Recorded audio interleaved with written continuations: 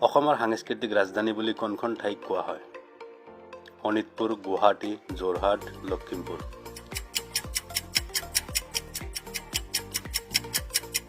উত্তৰ যোৰহাট।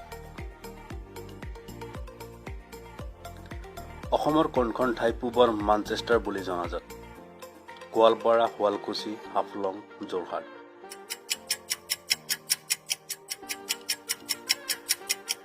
উত্তৰ শুৱালকুছি।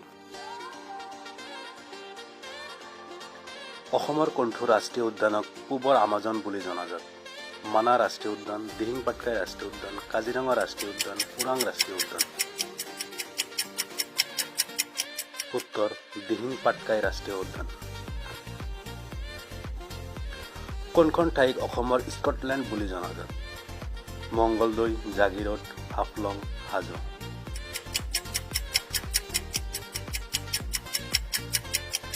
উত্তৰ হাফলং। অসমৰ কোনখন ঠাইক জাউতিযুগীয়া প্ৰেমৰ চহৰ বুলি জনাজাত? যোৰহাট, শদিয়া, গুৱাহাটী, তেজপুৰ।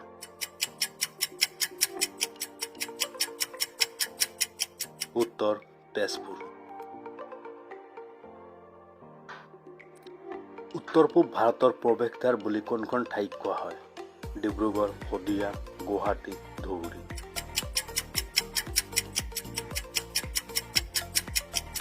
উত্তৰ গুৱাহাটী। কোনখন ঠাইক অসমৰ পিৰামিড বুলি জনা যায়? ধেমাজি, শিলচৰ, চৰাইদেউ মৈদাম, এটাউন। উত্তৰ চৰাইদেউ মৈদাম। অসমৰ কোন ঠাইক পঞ্চ তীৰ্থস্থান নামেৰে পৰিচিত? বৰপেটা, হাজো, দেৰগাঁও, হোজাই।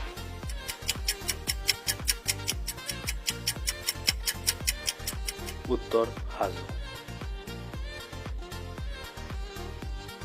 কোনখন ঠাইক অসমৰ নৱদ্বীপ নামেৰে জনাজাত? হাইলাকান্দি, ডিমা হাছাও, নলবাৰী, ওদালগুৰি। উত্তৰ নলবাৰী। অসমৰ কোনখন ঠাইক অসমৰ তৈলনগৰী বুলি জনাজাত?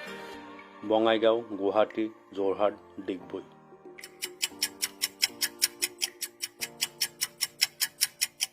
উত্তৰ ডিগবৈ।